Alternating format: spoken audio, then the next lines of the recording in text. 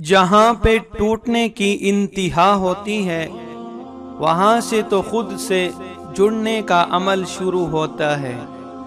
ہاں، جہاں سے انسان بے بس ہو جاتا ہے تو وہ اپنی انا سے ٹوٹ جاتا ہے۔ جب وہ اپنی لاچارگی بے بسی میں اپنا آپ اللہ کو سونپ دیتا ہے تو وہی سے اللہ پاک سے جڑنے کا عمل شروع ہو جاتا ہے۔ جڑ جانے کے لیے ٹوٹنا تو پڑتا ہے، تو ٹوٹنے پہ کیسا شکوہ؟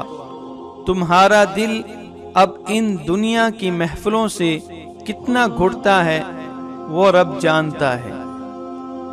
اللہ کی نافرمانی کی سوچ بھی تمہاری روح کو اذیت کس حد تک لے جاتی ہے یہ بھی تمہارا رب جانتا ہے۔ تمہارے وہ آنسو جو چہرے پر بہہ جاتے ہیں اور وہ جو ضبط کی انتہا کے ساتھ آنکھوں ہی میں رہ جاتے ہیں وہ تمہارا رب جانتا ہے۔ لوگوں کی تکلیف دینے والی باتوں پر تمہارے دل کا کرچی کرچی ہو جانا اور پھر بھی ایک مضبوط پہاڑ کی طرح حق پر ڈٹے رہنا سب تمہارا رب جانتا ہے۔ اس سے کچھ نہیں چھپا ہوا۔ تمہارے دل میں چھپی ذرہ برابر بات کو بھی وہ جانتا ہے۔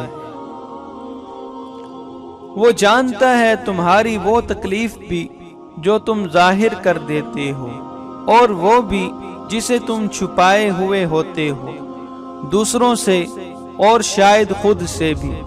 وہ جب بھی تم بلک بلک کر رو پڑتے ہو دوسروں کی نظروں سے اوجھل ہو کر، پر تب بھی تم اس کی نظروں سے اوجھل نہیں ہوتے، وہ دیکھتا ہے۔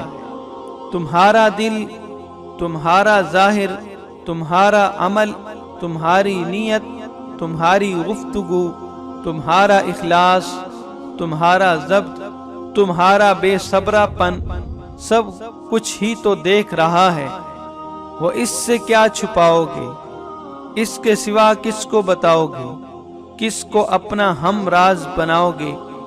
وہ تو تم سے بھی بڑھ کر واقف ہے تمہارے حال سے۔ الجبار ہے، وہ ٹوٹے دلوں کو جوڑنے والا، میرا کریم اللہ سب جانتا ہے۔ لوگ کہتے ہیں کہ درد اب برداشت سے باہر ہو گیا ہے، اور اللہ کہتا ہے کہ وہ کسی جان پر اس کی طاقت سے زیادہ بوجھ نہیں ڈالتا۔ لوگ کہتے ہیں کہ یا اللہ میں ہی کیوں؟ میری ہی زندگی میں اتنی مشکلیں تکلیفیں کیوں ہیں؟ اور اللہ کہتا ہے کیونکہ میں تم سے محبت کرتا ہوں، اور اللہ جن سے محبت کرتا ہے ان کو ہی آزمائش میں ڈالتا ہے۔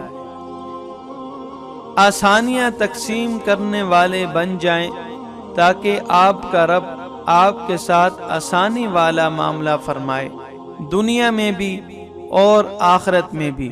خوش رہیں، آباد رہیں، آمین یا رب العالمین۔